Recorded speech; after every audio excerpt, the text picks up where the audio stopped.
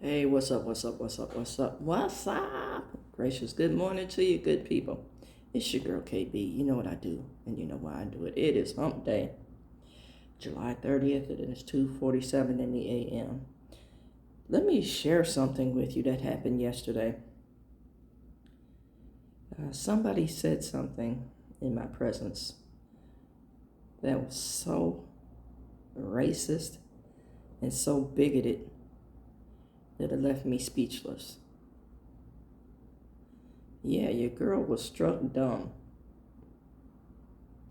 Let me just talk about it for a minute. There was some furniture being moved, and with each piece, you know, it was like opening the vault of Al Capone. Each piece revealed something that was either behind the piece of furniture or stuck to the floor after multiple years of waxing. Okay. And after the very first cabinet was moved, there were papers stuck to the floor. There was, I want to say about a dozen pens, the writing variety, stuck to the floor. The floor was black from just all this old wax seeping in and the dust sticking to. So in the very first archive, if you will, there were chicken bones discovered. And I'm like, what kind of creature is living behind here that eats chicken? You know. And I'm just joking around. A couple of other folks were just joking around. And then in comes a person, and they joined into the conversation. And the chicken bones were mentioned again. And this particular person, this particular individual said, "Are they yours, KB?" And at that point, I felt like I was immersed, fully immersed in water. You know how when you're swimming and you go under the water, you can hear things on the surface, but they're somewhat distorted.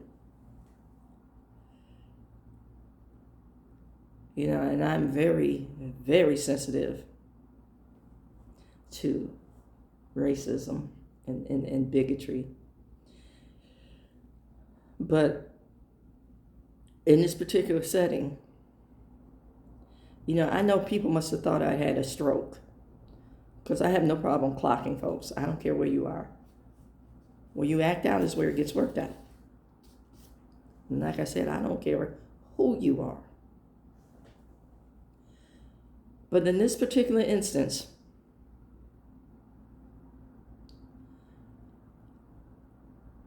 I just went blank. First, I was like, did I hear what I thought I heard? Then it's like the next thought was, I'm not going to HR. And that's what I was mumbling. And like I said, people must have thought I had a stroke because I was mumbling, I'm not going to HR, I'm not going to HR. That would have normally been a scene. I had to process this statement. Now I'm upset because I have to process somebody's racism and bigotry. So as I'm thinking, it's like, I know this person. And I had to really process this that there was no malice as far as the statement goes, but there's a deep-seated ignorance about racism and bigotry.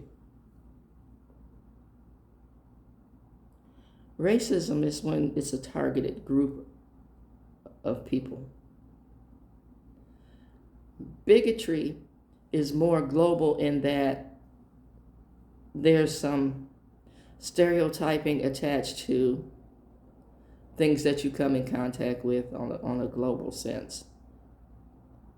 Now, they can be separate or they can be combined, racism and bigotry. And because this person never had to really deal with folks of color on a consistent, continual basis, other than in a work setting. They felt free to just let the stereotypes fly. And the stereotype is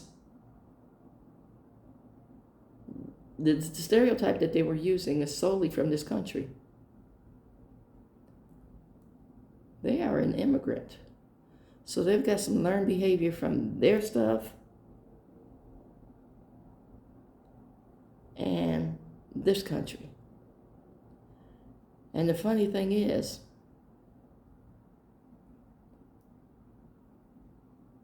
this particular individual, although they're white, they weren't considered white in this country. And they were also, their origin is also a colonized people.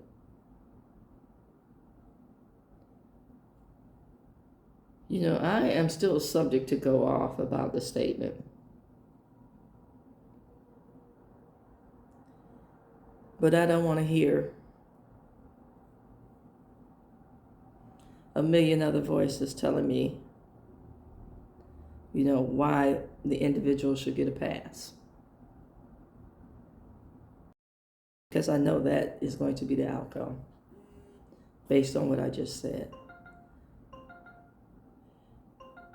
So this is my course.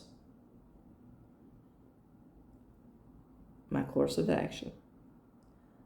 I'm going to leave you how I found you. And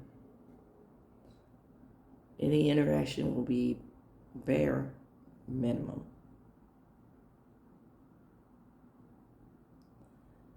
There's some stuff that needs to be done. There's some stuff that needs to be said.